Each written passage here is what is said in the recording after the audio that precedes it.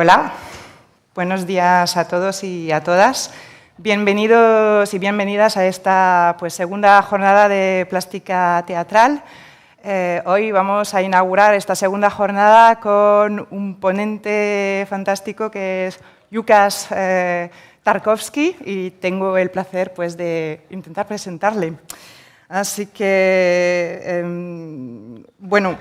para los que no lo conocen, Lukasz Twarkowski es un director de escena y un artista visual polaco.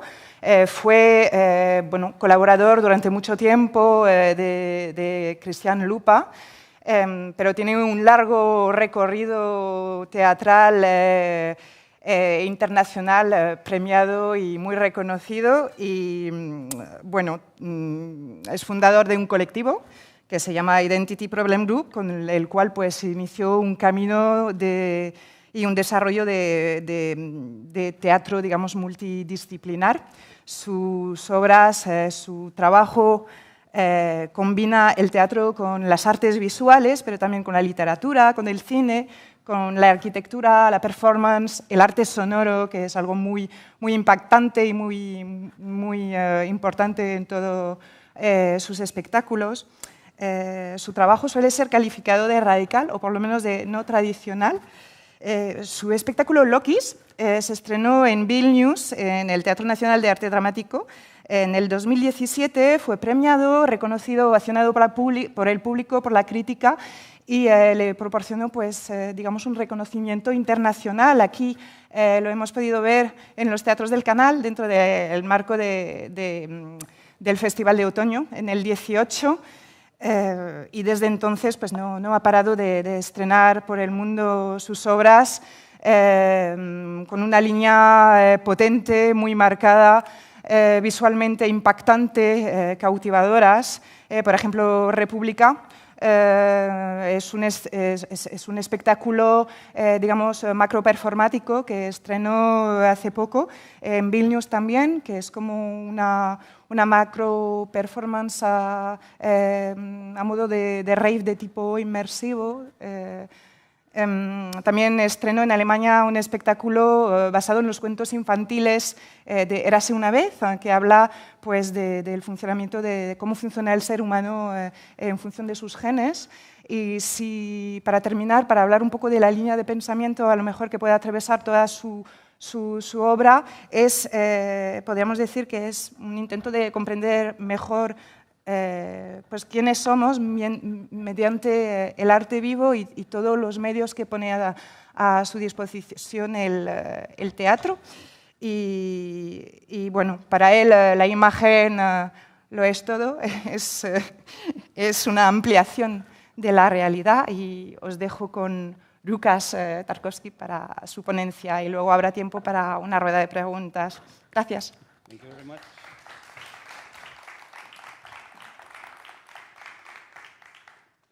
Thank you very much. Is it working? It is. Thank you very much for this beautiful introduction and for having me here and organizing this great conference.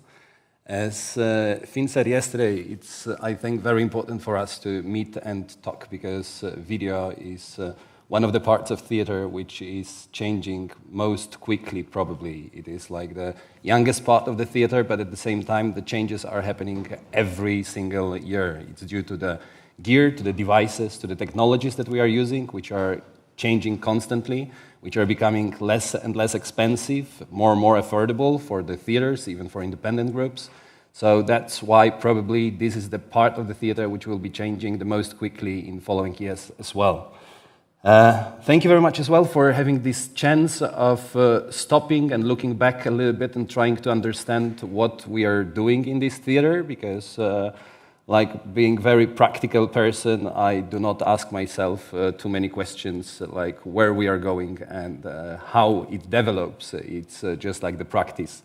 And now I had a moment of trying to figure out how to show you, how to share this experience of many years with you. And I decided that I would choose just a few of the projects that we did over last years. And I will not show you the trailers, which are the mix-up of many images, but I will try to concentrate more on specific tools which are used in each one of them. It was pretty hard to decide which ones, because I understood that most of the scenes in all the performances, they are using video, and in each scene, they are used in a different way, and they have different meaning.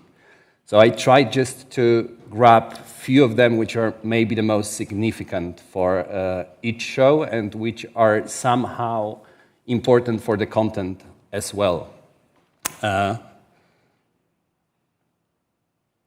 Just to start, I would like to talk a little bit about the image itself, because as yesterday we heard, of course, that video in theater derived from the cinema, but I believe that these days it's not the cinema which is the most important part of the video art in a theater. Like, we are living with images every day. We are producing it, we are receiving it, we are actors, we are creators, we are constantly living in two words. This is like one of the very important things of us, that somehow it's hard now to divide already us from the technology, because it became really part of us. We are all using smartphones, we are all living all the time constantly in social media, and somehow we are living with our avatars as well. After the third big internet revolution, we stopped getting out from the web. Like, we are constantly living in two words, yeah?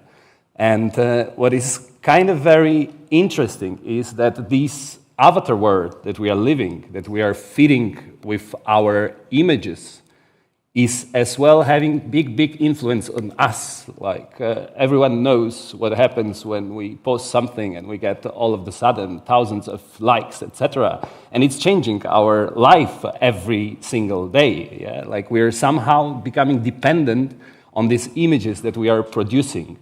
Somehow these images, which are becoming the proof of our existence, the proof of our happiness, or the other way around, which are becoming our creation of another life that we would like to live. That's why I've chosen this text, Image is Everything, which is taken from Loki's performance that maybe some of you could have seen here. For now, it was the only show that we presented in Spain. And it comes from the advertisement of Canon camera, where there is this text saying, image is everything. What does it mean when we hear from the screen, image is everything? Does it mean that our reality is something less than the image? If you are everything, it means that I am something less, yeah? Before we will go to the parts of the performances, I would like to talk a little bit about the way that we work with different ensembles, because I have the group of collaborators that we've been working with for more than 15 years together, but we don't have the group of actors. So we are traveling from theater to theater, meeting new ensembles, doing castings, and working with new groups. This is one of the very important things, I believe, in theater work, to build up the crew who knows how to work with image, all of us.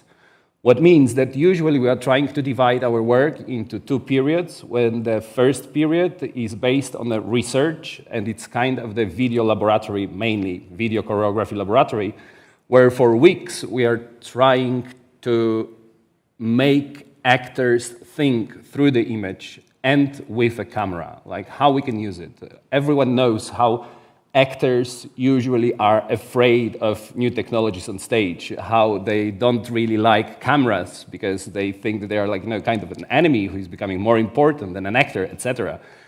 And it needs time. Like, I believe that it is very important for every theater project which is using video not to give it to them in the very last moment only on stage, but start working with the camera from the very first moment, before even we start talking about the text, like how we can work out together different way of talking through the image and through the media.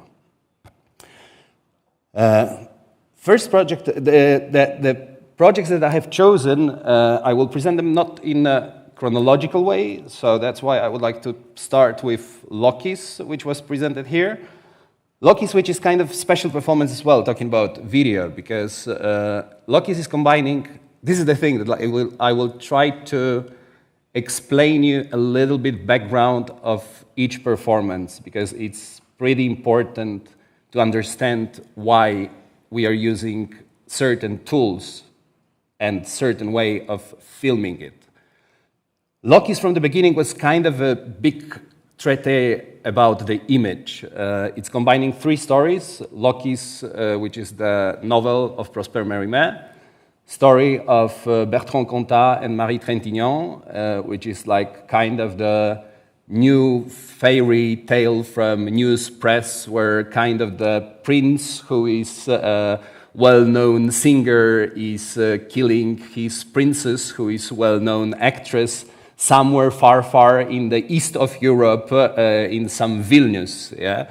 So, and this is a little bit the same story which is told by Mérimée in the novel Lokis, but we combine it with the story of Vitas Luckus. And Vitas Luckus was one of the most renowned avant-garde photographers who committed suicide as well in the 80s, when during the party in the house, he stabbed the person, one of the guests, and jumped out of the window.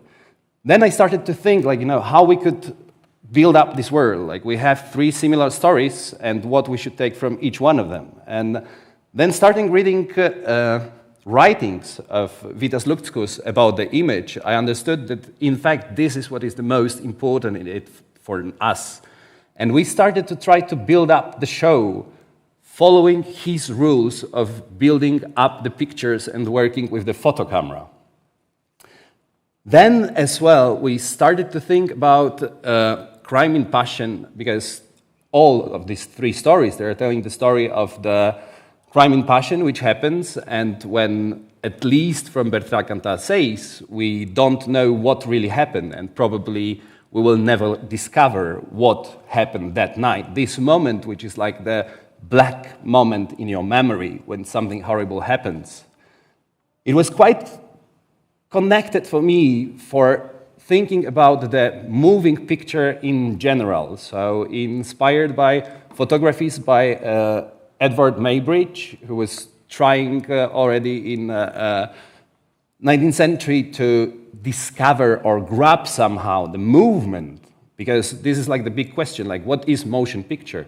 Motion picture is only the illusion of a movement. Yeah? Till now, we cannot do the movement in a picture. We have to show the sequence of pictures which is creating this illusion of a movement. But the question is, what is happening between the frame 23 and 24? Like, we can grab now images with 200 frames per second. Soon, probably, it will be 2,000 frames per second. But still, in each second, we are full of black gaps where we actually don't know what is happening. Yeah? It's only like a picture after the picture, and then combined, it can give this illusion. That's where from we came to the practice with strobe lights as well. Because strobe lights, which were not used only as an aesthetic tool, but as well as part of the content, where we are working with this blinking image, where we see a little bit how everything is happening frame by frame, but not having the possibility of seeing what is happening between the frames. I would propose now to watch one scene from, like, part of the scene, because it's like quite long durational scene which lasts for 25 minutes in the show. It can be a little bit kind of a warm-up for us as well. That's how I thought about playing it in the beginning. If you want, feel free to dance. This is the way that we start our rehearsals usually, and that's what we do before each show. It's like, at least half an hour of a good dance, and then afterwards it's much easier to talk. So let's watch it.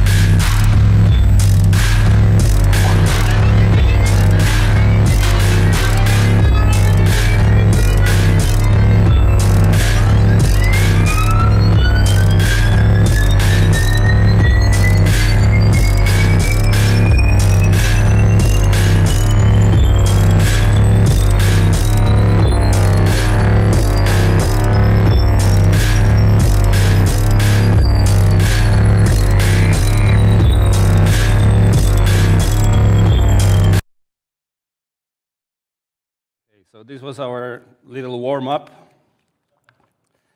This is the scene of the second act, which is a little bit reversal of the last scene of the first act, where we see the long scene as well, which is 25 minutes long master shot, where we are following several characters being on a rap party after the last shooting day in Vilnius, where Marie Trintignant were with Cantat, and it was after this party that all the tragedy happened. Using video and using montage, because of course, obviously in this scene, the main tool is a montage. Like we are working with 4 cameras, 3 of them are operated by actors, 1 of them is operated by the professional operator. But we are doing kind of a crazy mashup of the images, which helps us to get a little bit to the inside, let's say, of a human being and bestiality, as we see very cold kind of narration in the end of the second act, when it doesn't predict yet even any tragedy, because we are seeing just like a lot of people meeting at the party and being all together. And then we are coming to the kind of same moment, but trying to get into more bestiality side of a human, which could be revealed already during this party. Talking about image, this is like very interesting as well, that just after the premiere of Loki's, there was this huge scandal in France, when the magazine Irrecuptible made the interview with Bertrand Cantat, putting him on the cover. And this is like one more of the proofs how strong images are and how strongly they work with us, they talk with us. Because the huge scandal was not about the interview. Like, nobody has even read the interview. There was nothing wrong in the interview. The biggest problem was how they could put on the cover the face of a murderer. How is it possible that they make a star out of a person who killed somebody? And after that, they had to cancel all the tour of Bertrand Cantat, which was like huge. They had to cancel all the concerts.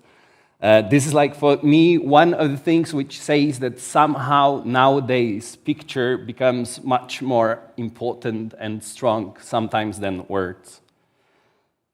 As well, it was in Loki's that we started to work with mockumentary format. Mockumentary format, which is something very strange nowadays. Like, we have the festivals of mockumentary movie. What is mockumentary? Like, why we are building up the narrations which are half fictional, half true? How is it possible that we are somehow we are in need of building up images where we are losing the border, where we are losing the difference between what is real, what is fiction? I believe somehow as well that it's connected in general to our feeling of the world, that we are losing the feeling of reality, like our life becomes more and more virtual. And somehow how Baudrillard was writing about the Disneyland, which was invented in States to prove for Americans that their life is less fictional than this Disneyland. Somehow we need to build up a form which will show that this, what we are living, is a little bit less fictional, yeah? Another thing that, another video that I wanted to share with you, we are going back now to 2012 or 13, when we were working in theater, National Theater in Krakow on the performance called Acropolis. Acropolis, this is like very mysterious text written by Wyspiański. When I got this proposal, it was pretty hard for me to decide to do it, because this is the text that nobody really can decode or understand, like what is really about. Wyspiański wrote it already dying because of syphilis. We know that it was last thing that he wrote when he was not anymore really probably thinking about the comprehension, and he was just like delivering this probably one of the most mysterious texts of Polish literature. It's written with very difficult modernist as well language, and at the same time it is one of the first remixes in very, very pure sense of the text, because it's combined of 4 parts, but let's concentrate just on the second and the third one. Second one tells just the part of the Troja War. Like the Troja War, Hector is leaving for the war, and we're seeing just this moment when he's leaving. Third part is telling whole story of Jacob from the Bible. Yeah, so we have this biblical story that Wyspiański takes, and he is really word by word copying and pasting translation of the Bible. This was the moment when we could start working with, when we unwired ourselves. Yeah? It was the moment when the wireless transmitters became more affordable. So this is why we could start thinking about the POV narrations, how we could get into the mind of the character, how we could follow this biblical story through his eyes. And as well, how, because we're thinking about it as kind of interactive future game. Like, what if in the future we would have so few contact between us humans that we would start losing sense of tragedy or really strong emotions? And then we came up with the idea of using another very simple tool, which is used in Xboxes, which is Kinect. And when we were working on the scene of the farewell with Hector, we thought that this is a little bit the way how we can create this future post-human world.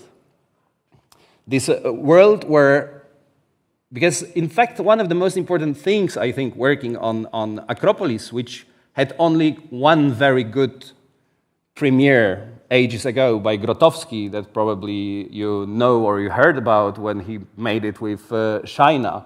And then he said, when I was doing the research, Grotowski said that the most important is find your own Acropolis now. So obviously, back then in 50s, his Acropolis was made of ashes of Auschwitz.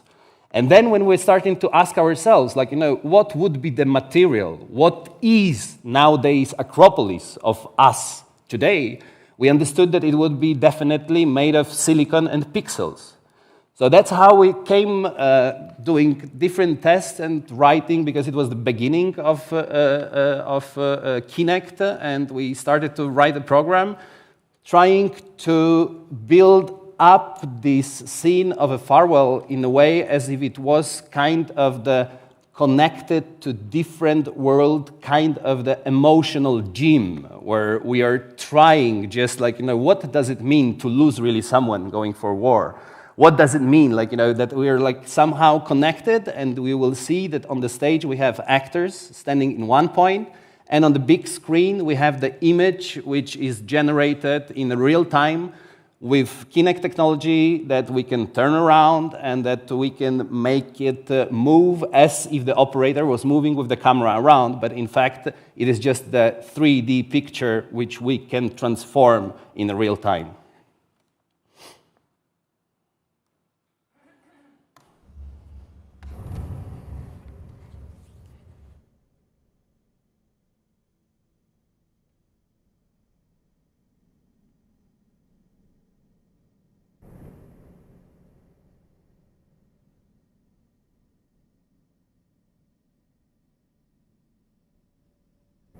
Czyli nie wrócisz o poranku. Na miecze idę w wielki bój.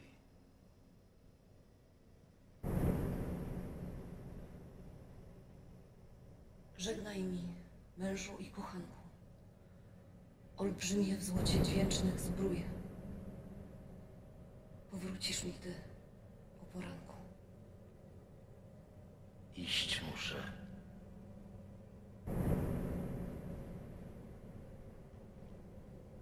Żegnaj,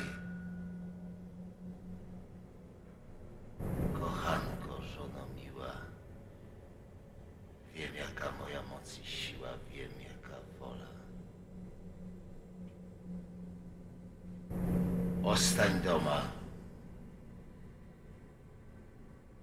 Godzina żadna niewiadoma. Wracałem zawdy, jutro wrócę.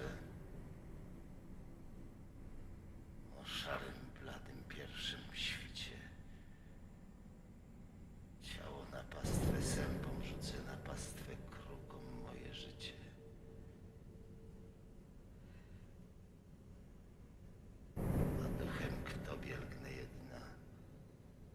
pozostań. Ty wychowaj syna. Gdy syn dojrzeje, cóż mu powiem? By szedł jak ojciec moim śladem.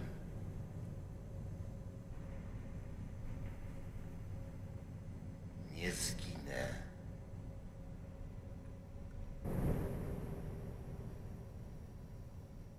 Nie.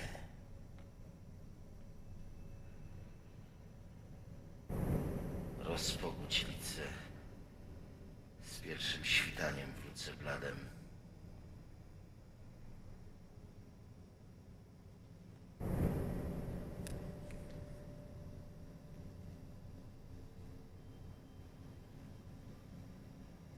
Iść muszę. Znasz mą tajemnicę. Idź i powracaj mężem moim.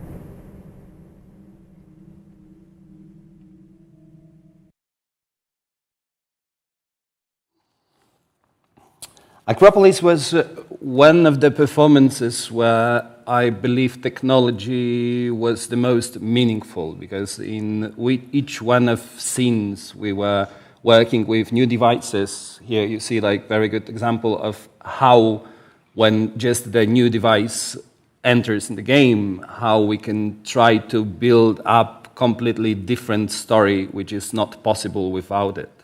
It was similar with what I told you. It was the first time, and since then we use it quite often, we could use the POV perspective.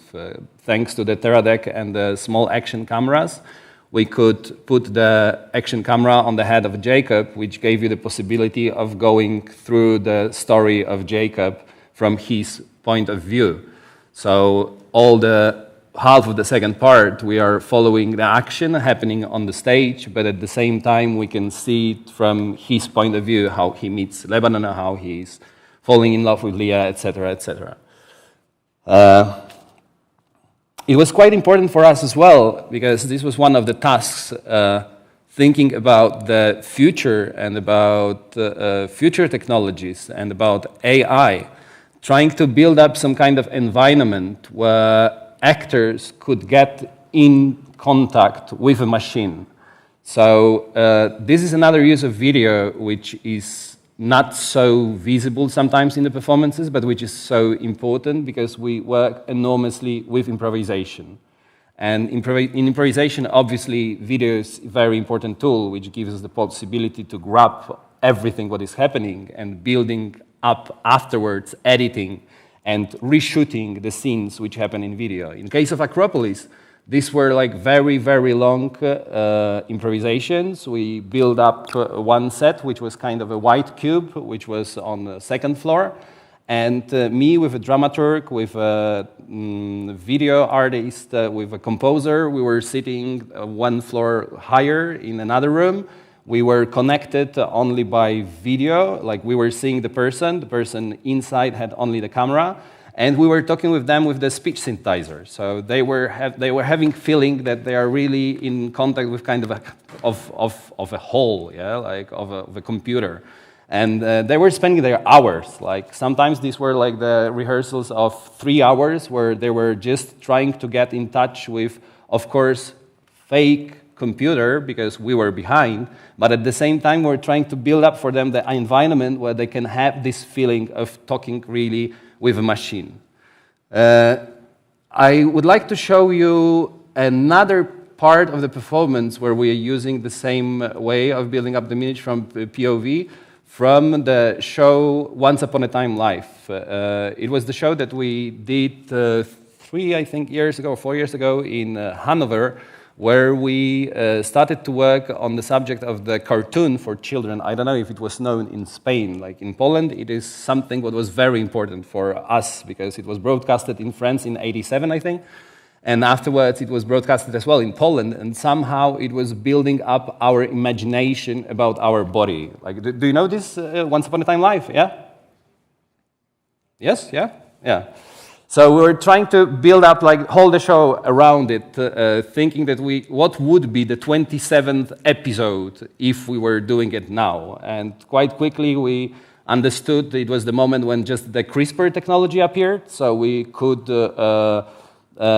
reprogram genes, and we could think, like there are already therapies, yeah, where we can reprogram leukocytes to fight cancer. So the second part of the show, because it's happening on both levels, one is like the life level, where we have a person, it's like the elder person who is getting a cancer. There's the story of his son, etc. And at the same time, he gets in coma, and we try to imagine what happens if we would reprogram the lymphocytes and send it into his body. So again, like somehow the video image is our only way how we could imagine going inside the body. Of course, on the same levels, exactly as in the cartoon Once Upon a Time Live, we have the same characters. So after this exposition of the first part, where we meet his wife, where we meet his children, where we meet all the people who are around him in his real life, we meet them again fighting for him inside his body. So now I would like to show you the short part which shows the moment when the new reprogrammed lymphocyte awakes already inside his body and is going to fight for his life.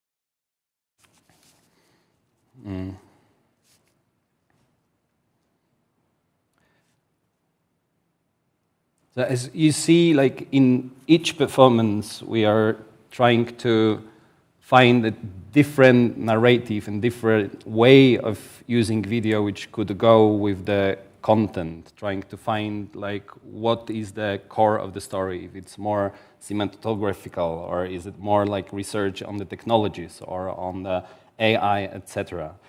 But at the same time, sometimes there is one project which this is quite interesting because we were doing it for the film festival that we used to work with, which is New Horizons, very big film festival in Wrocław. We were showing there our shows as they are using so much video. And then we were preparing new work.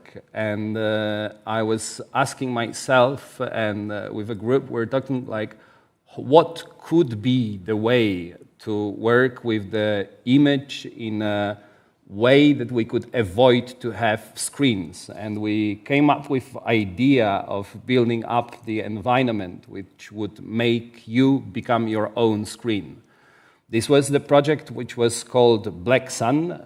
We did it twice, once in Poland in Theatre Polski, and then we had the Lithuanian version as well in Vilnius, which was basically based on Julia Kristeva's writing, Black Sun, which is talking about the experience of depression and melancholy. But when we said this, especially at the film festival, when obviously we're all rather video makers, we will try to do something what will help as well to people to get some rest from the images, especially when you're watching 5 movies per day. And we tried to design this experience which would happen in total darkness, and then we discovered how difficult it is and how darkness, like the real full darkness, is a luxury. Because these were like really hours or even days of work in the theater just to putting like, you know, more and more of a black tape on every small green light, etc. And after these several days of making it completely dark, we got to the point where we had like absolute darkness. So the project was made in a way that we were letting people in the theater. It was like the huge scene, huge stage of the Theatre Polski in Wrocław. We built up the sound system, which was going around from the top, from 40 meters up until under the stage, where we were having very strong subwoofers, so we were working quite a lot with vibrations, and putting people dispatched on all the stage, not knowing if there is anybody next to them. So we had to have enough space that you feel free to move, but you have no idea if there is anybody close to you or not. And then trying through this sensorial deprivation that we are not used to at all, to be in total darkness for first 25 minutes, work only with sound, vibration, and the voice. There was a live actor who were going with a text. It was around 60 minutes long experience, leading us through some kind of the inner monologue, which was at some point getting your inner monologue. Sometimes you were hearing somebody else talking. And in general, we were trying to find a way to express what Kristeva is writing about, like that in this very deep state of depression, we get to the point where the words stop mark with the meaning, when the text becomes an actor itself, when it's losing already the person who is telling it. These are just the words which are appearing as some kind of our inner monologue. After 25 minutes, we were starting using some very minimalistic blinks of light and smoke. As you can imagine, when you are on the big stage, lying on the stage, looking up, you have like the huge chimney above you, which is, in case of Theatre Polski, it's like 40 meters. And then we start using just some lights, smokes, and it starts giving you kind of hallucinatory experience. You are seeing forms which are in fact only representing or reflecting what you have in yourself, like some kind of the biggest success, let's say, artistic that we had with this project was that it was lived in a completely different way by everybody. It was really some kind of the abstract machine which was reflecting your own fears, your own state. At some point, we were starting to use the all hardware technology of the theater. So you can imagine when you're lying on the floor, on the ground, and you have all the flybars coming down, and with strobes and smoke, you have no way to distinguish how far they are from you, because you see just them blinking. And you have this kind of very strange, strong feeling at some point that they are really trespassing through you. It's very hard, obviously, to show it on video, so this is the only trailer that I would like to show you. It's like 2 minutes long, so you can imagine a little bit how it looked like. So people, when they were lying there, they had this tone of flybars coming down and having the feeling of trespassing them. And then at the end, there was the iron curtain coming up, and with the sound of the sea and the vibrations and full of light on the public, it was creating some kind of the misty landscape. And with this sound of the sea, people were really sunbathing there for 30 minutes more, not wanting to leave the stage, in fact.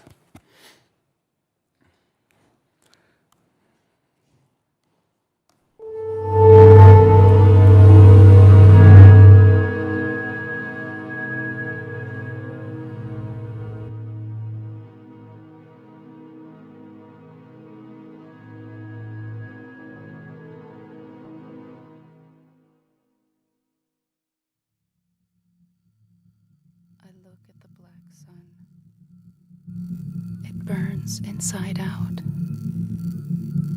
I outline it with an imaginary dotted line, but it pours into my pupils anyway, going further, deeper inside.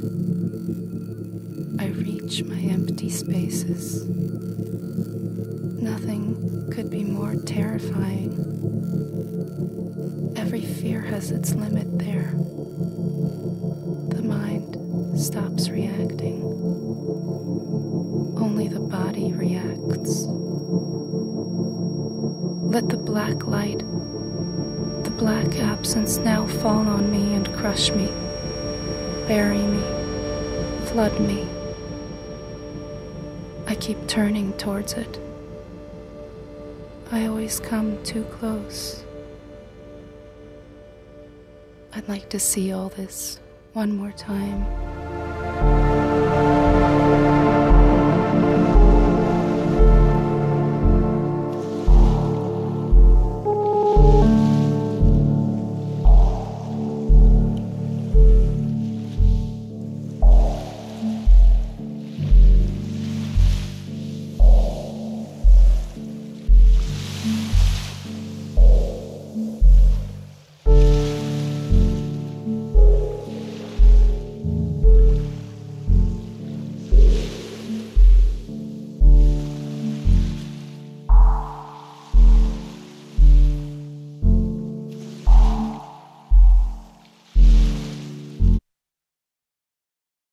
Experience that we call become your own screen. I see that the time is running out very fast, and there is one more video that I would love to share with you.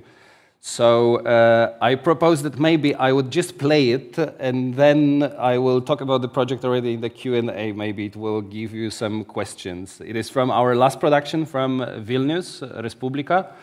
It is a durational, immersive performance of 6 hours, which is happening in a big cinema studio. So you're becoming part of the action. Like, we recreated space where you can walk freely, where you can go to sauna. There is sauna working, there are bars working, there are like the living units, there is kitchen, we are cooking for people. And at the same time, it was the first time, I think, that we worked with double channel video, because the performance is divided into 3 parts. The first one, which is more exhibit, the second one, which is more performative video part, where we are constantly watching action happening in 2 spaces separately at the same time, but they are synchronized in a way that we watch it as a one movie which goes on double channel video. Yeah?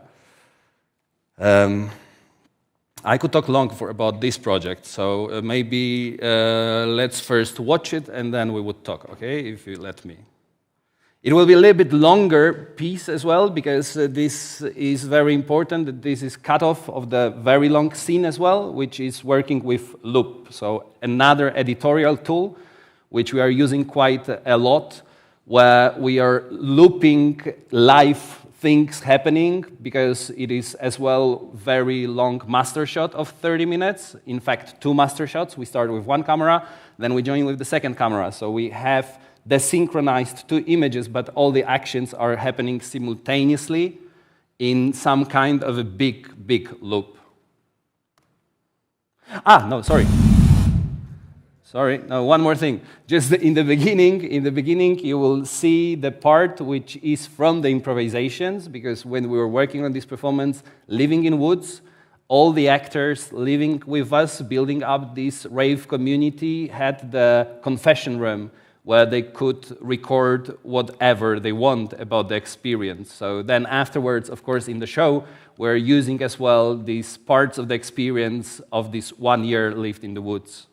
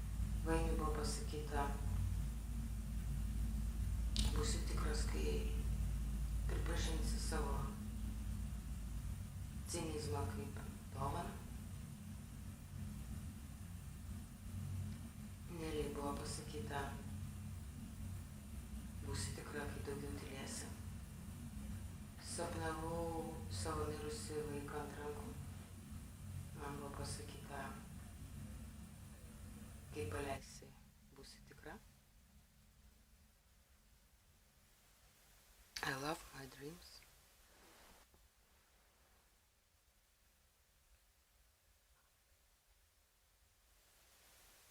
Vale, wake up. Wake up. You're dreaming too long. He dreamt of us and he's still dreaming. So here we are. It's getting a little bit disorientated, his dream, at this point. I cried a lot today. Yeah, a lot. The sun was beautiful.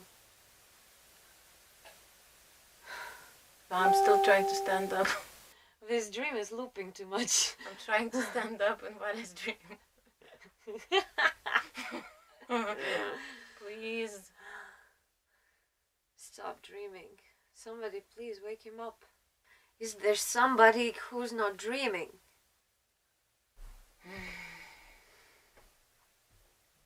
If we all dream the same dream, it becomes reality. Oh. Shoot. Shit.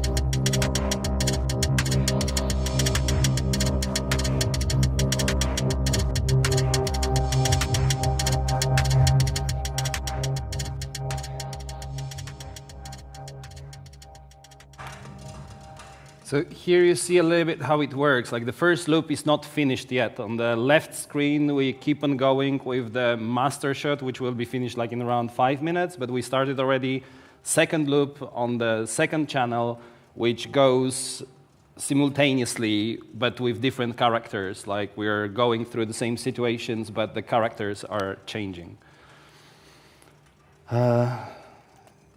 Yes, let's say that that's it from the presentation, and let's talk.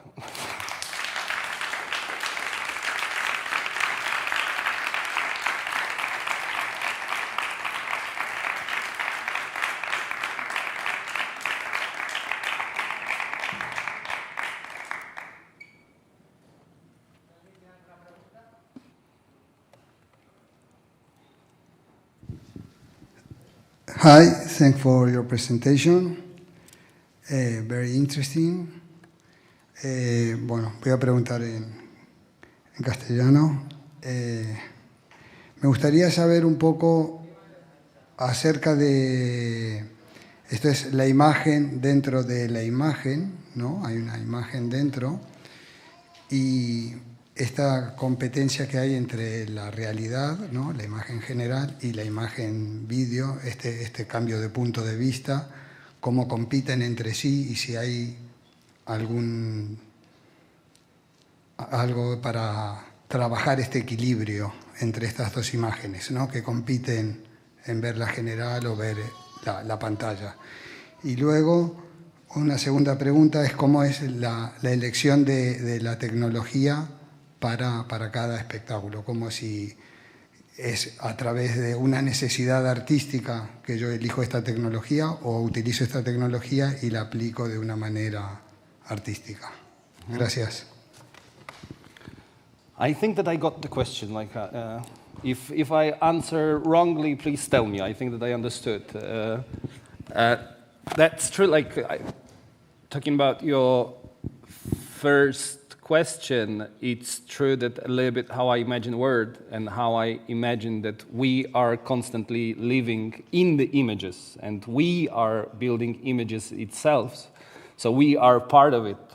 Building up the performances, like it's, I think, the most visible in Respublica, where it is immersive and where we have this possibility of changing points of view as a spectator, because you didn't see it here, but all this space is built up in the way that you can be part of the things which are happening. But there is as well like the big amphitheater, which gives you the possibility to step back, go outside and watch it from above what is happening, and watching only the video as if it was a movie. But at each moment you can decide to get inside and be part of the action. It was a little bit my dream, and I think that it answers quite well your question, how you can build up kind of the environment which gives the spectator possibility to choose his position and to choose if he wants to be a participant or he wants to be just a viewer. It came up as well from the Loki's times, because after premiere of Loki's and doing quite a lot of tournée with it, we heard quite often that it's so great, but it's such a pity that we cannot dance with you. So already in Vilnius, when we were playing Loki's in the Opera House, when the National Theatre was under restoration, we decided to give this possibility. And this changes completely the perspective as well. Because all the orchestra pit, these were the seats which were sold as a fan zone, and everybody knew that if they buy these seats, they will have seats only in the first part of the show. But in the second part of the show, we go down with the pit and we get rid of the seats. And it becomes like a dance floor where everybody can come and join us. So we watch it a little bit more like a kind of a rock concert from the beginning already. We changed completely your perspective. Talking about technologies, it depends. It depends because there are technologies like in Acropolis, for example, that we knew and were choosing first the technology and then seeing what it can give for us and how it can change the narration. But in other performances, we are usually having some kind of a setup that we want to have from the beginning for the rehearsals.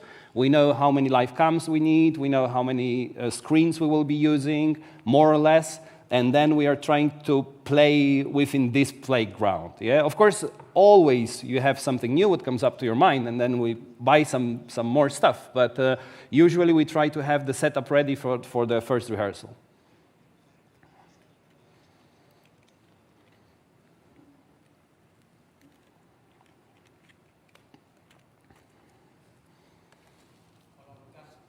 Gracias por tu charla, ha sido realmente muy inspiradora. Me gustaría saber, en el espectáculo en el que utilizaste las action cameras with wireless, ¿cómo fue la decisión de que los actores miraran no a la cara del actor, no a los ojos del actor, sino a la cámara, intentando como juntar, ¿no?, esas dos personalidades, tanto la tecnológica que la tiene aquí como la mirada real? Yeah, it's clear that they have to get used to it, and it's not so easy. And like we keep on repeating it, yeah, that like this is the camera and this is your eye. But this comes as well, like from the beginning of the work, a little bit what I said, yeah, that like working with video and with developed kind of setups, you have to get used to it from the beginning. You have to get used to it, and that's what I always try to repeat to actors, like be conscious of the image you are building. Like don't go only into your sufferers, don't go into only your feelings. Like we are building up here images all together, and you should know what this image means. It's not only about your feelings. Like the feelings should be in the spectator. He should have it, watching it. But you should be like the creator of it. So a little bit like, working with the even simple action camera, you have to just get used to it. Like I am building the image on the screen for the spectator, not only being in the scene with my partner.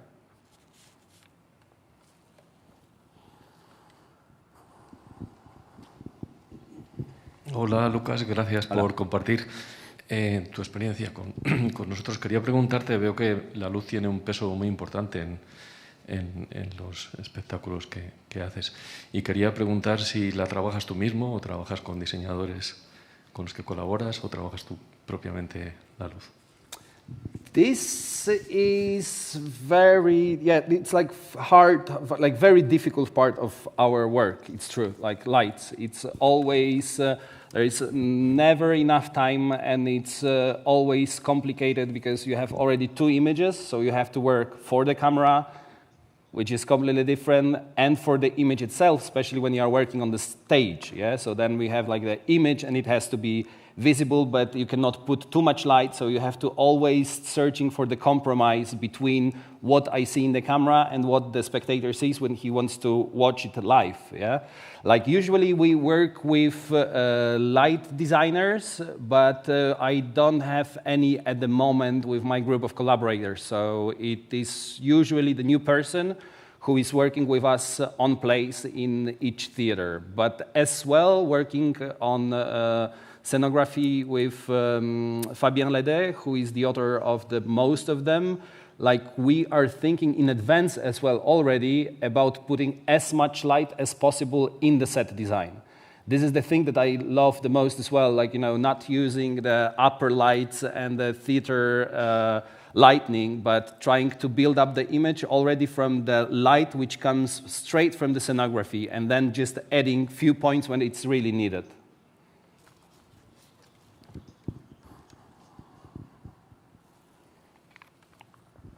Hola, me gustaría que me hicieras una distinción entre performance y teatro.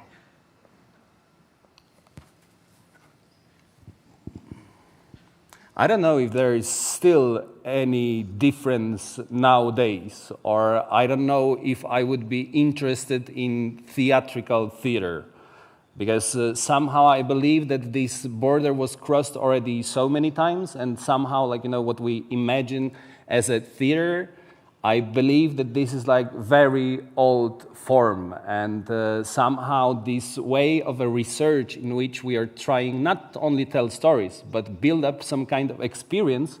You could say that this is much closer to the performance art, yeah? Because we're not talking about the narratives, we're not talking about the stories, we're not building up the traditional narrative structures, but we are trying to build up very multi-layered experience for the for the audience, which could be closer for the performance art, but I don't ask myself this question at all. It's just like, when we build up the experience, it is an experience. I don't know if it's closer to one or another.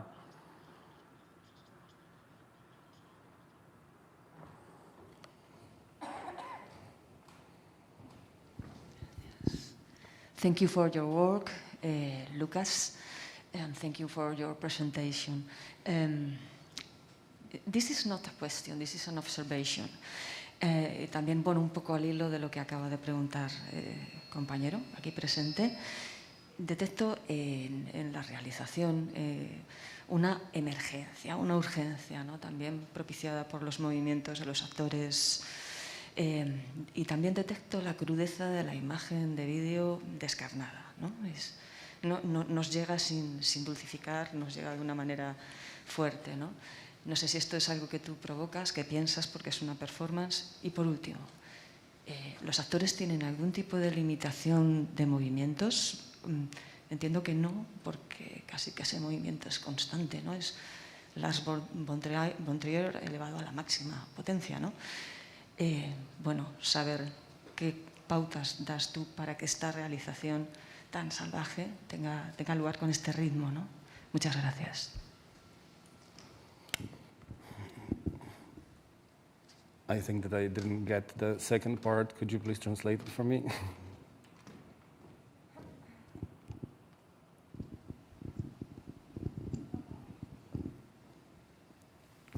Hello.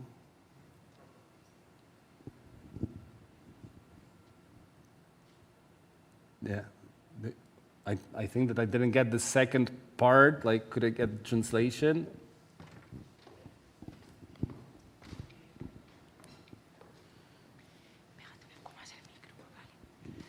Vale. Sorry about it. This is a problem of the mask.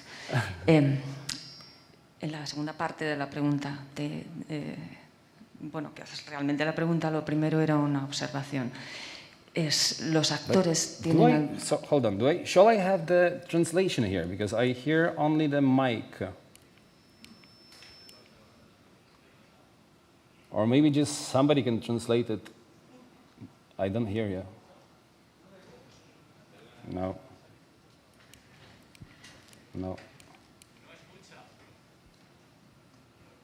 No entiendo nada.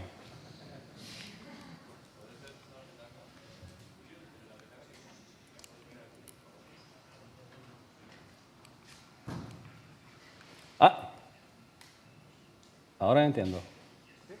Okay, now. Yeah. But I cannot. This is the problem. Hold on. Where is the channel here? Oh la la. She asked about the... Yeah, but how to change to the second channel? It should be here, no? No. No? Please. Okay. Gracias. Oh, gracias.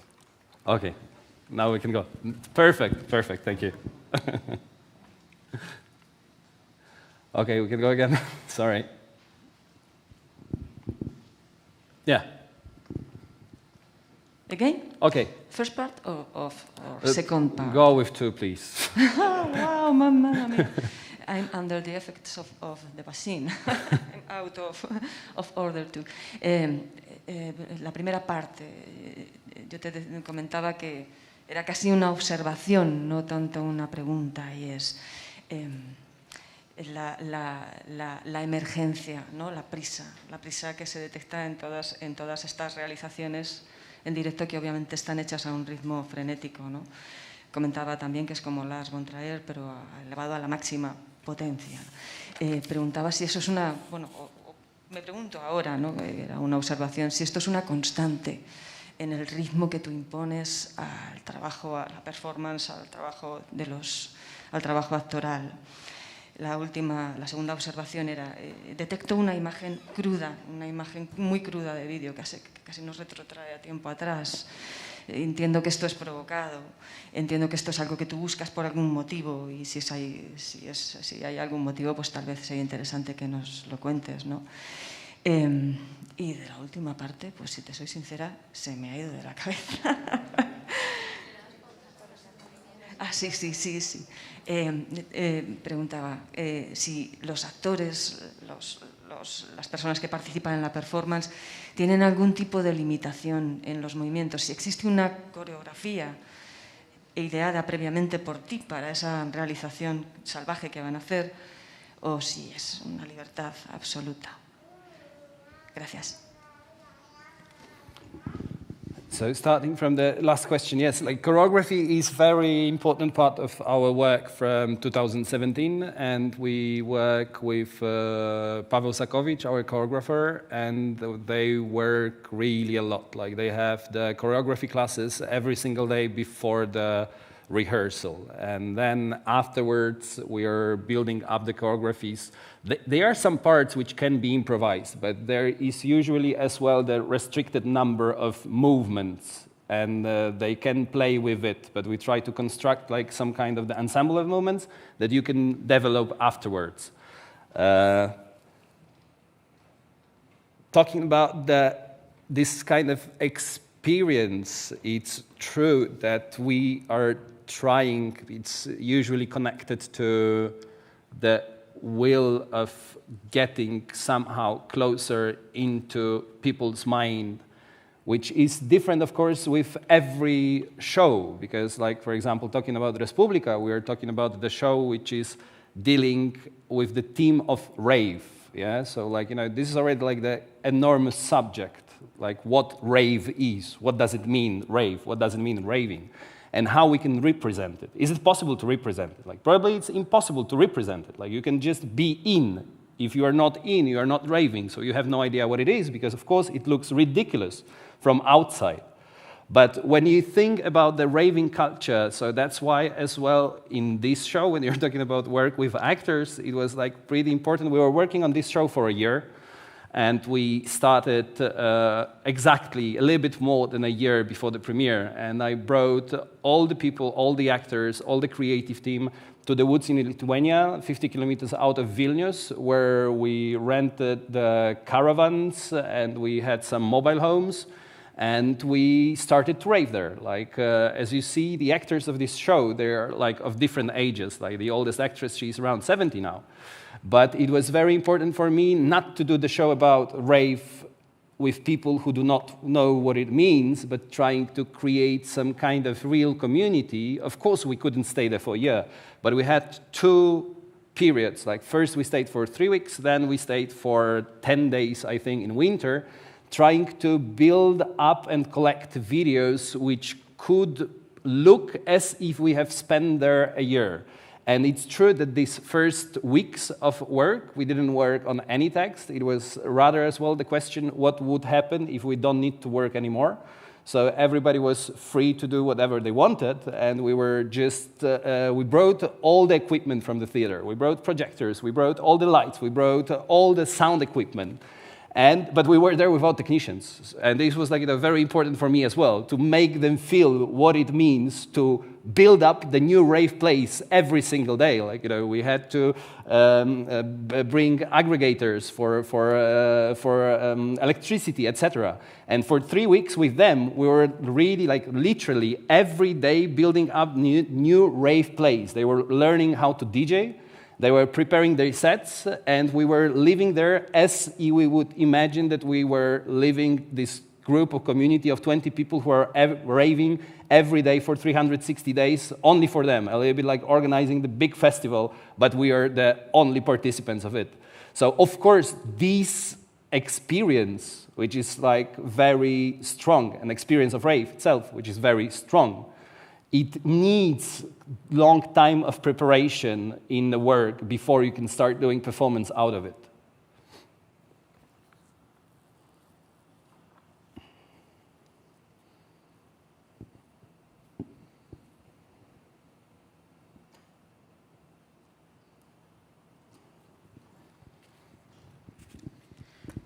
Lukasz, después de ese trabajo actoral de la rave en el bosque, ¿en qué momento entraba el público? O sea, ¿ya el público entraba ya no en el bosque, sino en el teatro? ¿O No. It was we did it like we spent this time in woods, working in woods. Afterwards, we had rehearsals in theater, and finally, we built up this scenography, which is representing kind of very important places for us in the woods when we're living there, because we're playing all the time with the fiction and reality in mockumentary style. So, like now, the idea, like from the beginning, the idea is.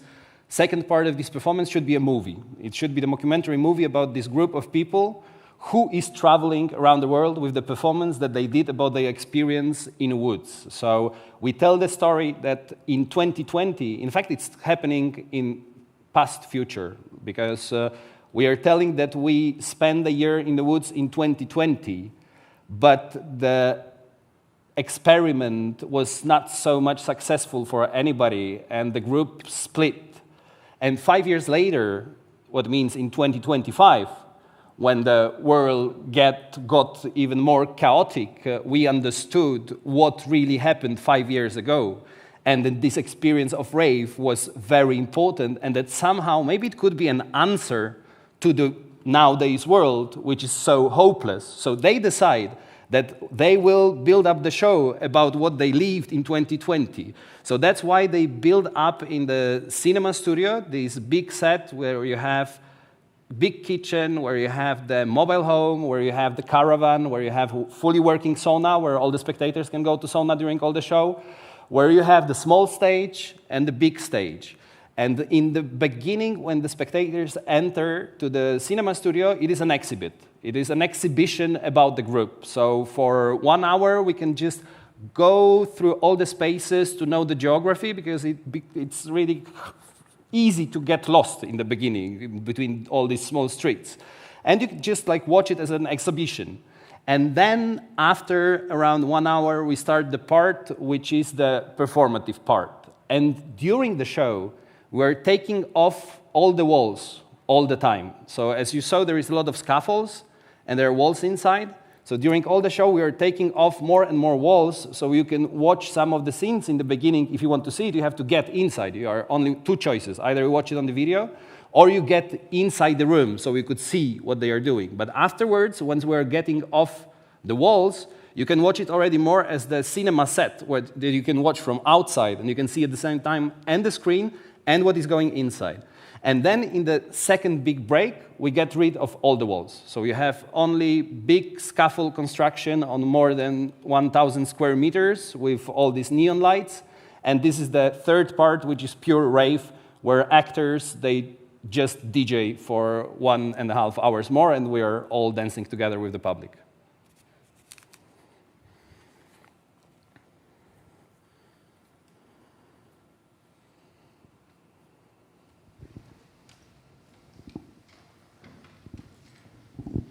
Hola, Lukasz.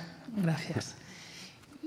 Quería saber qué opinas de la imagen prediseñada, porque veo que solo nos muestras imágenes en directo. Yes, there is a lot of ways of using pre-recorded image. First of all, these are, of course, found footage that we use in Lokis, for example. Yeah? So like that we use found footage from the stories, like from the stories of Kanta, etc., and then we use it in a montage. But then we have another way working with improvisation, which is that we try to get to the scene through the improvisation which is recorded with me or without me, because quite often we work as well in the way that we leave actors only with the camera and they record and we watch it afterwards, so that they don't have the viewer while they are playing, acting, improvising.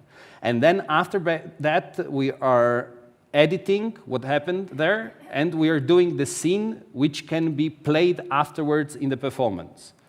And the third way of using pre-recorded video, it was what you saw in the beginning of Respublika. We have quite a lot of images that we are using all along the show, which are showing our life in the woods. Yes, like from the confessions, for example, like after this 2 sessions in the woods, I had around 200 hours of confessions of actors who recorded it. And like I was watching it for a month and editing and cutting and like, you know, finding which part is more suitable. But this is unbelievable because like they were constantly recording and themselves as well, because I was gathering like, you know, all the videos from all the iPhones, etc., that we use afterwards in the show as well, which gives you really the feeling that it has really happened, yeah? Because you have like, you know, the changing weather, it starts from the summer, goes through the rainy weather, through the raves when it's really cold, etc. So then these pre-recorded images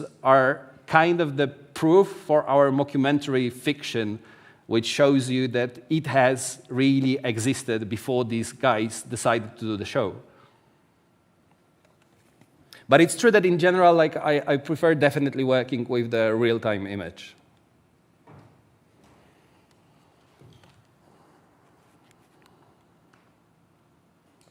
Oh, yeah.